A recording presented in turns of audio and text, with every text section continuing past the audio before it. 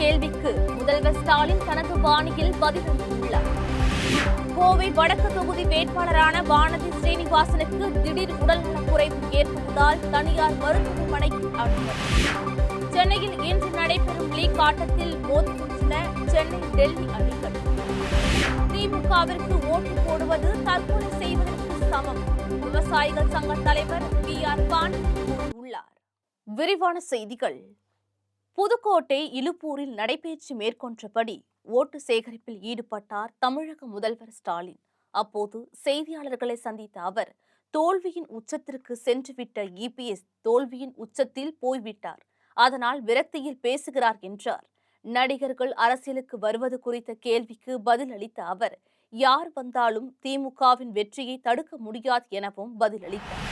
தமிழ்நாடு சட்டமன்ற தேர்தல் ஏப்ரல் 23ஆம் தேதி நடைபெற உள்ளது. அரசியல் கட்சி வேட்பாளர்கள் மற்றும் தலைவர்கள் தீவிர வாக்கு சேகரிப்பில் ஈடுபட்டு வருகின்றனர். கோவை வடக்கு தொகுதி வேட்பாளரான பாரதிய ஜனதா கட்சியின் வேட்பாளர் வானதி ஸ்ரீனிவாசன் அவர்கள் தீவிர கண்காணிப்பில் ஈடுபட்டு வந்தார். இந்நிலையில் வானதி ஸ்ரீனிவாசன் திடீர் உடல்நலக் குறைவால் தனியார் மருத்துவமனையில் அனுமதிக்கப்பட்டுள்ளார். இதனையடுத்து வானதி ஸ்ரீனிவாசனுக்கு ஆதரவாக அண்ணாமலை அந்த தொகுதியில் பிரச்சாரம் மேற்கொள்வார் என எதிர்பார்க்கப்படுகிறது.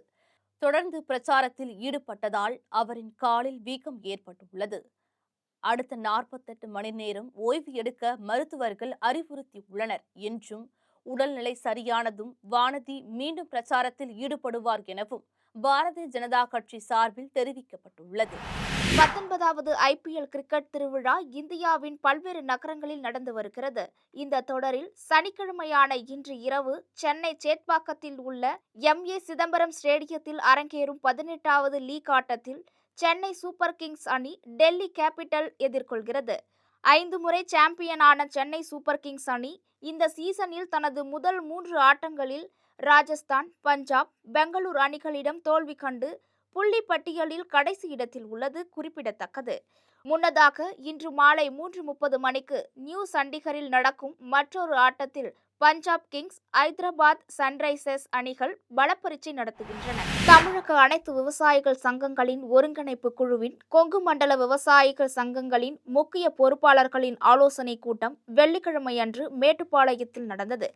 இதில் உரை நிகழ்த்திய அனைத்து விவசாய சங்கங்களின் ஒருங்கிணைப்பு குழு மாநில தலைவர் PR பாண்டியன், விவசாயிகளுக்கு கொடுத்த வாக்குறுதிகளில் ஒன்றை கூட திமுக நிறைவேற்றவில்லை என்றும், விவசாயிகளுக்கு விரோதமான ஆட்சியாக திமுக செயல்படுகிறது என்றும் கூறினார்.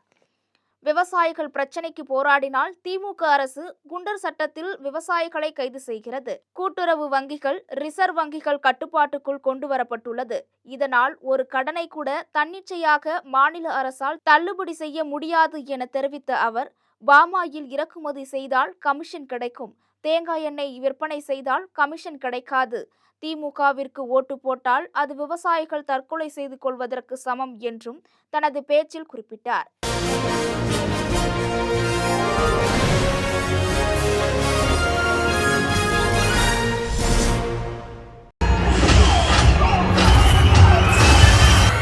படம் எதிர்பார்த்ததை விட சூப்பரா இருக்கு. ஒரு 20 மினிட்ஸ் ஒரு ஃபைட் சீன் இருக்கு, சூப்பரா நடிச்சிருக்காரு.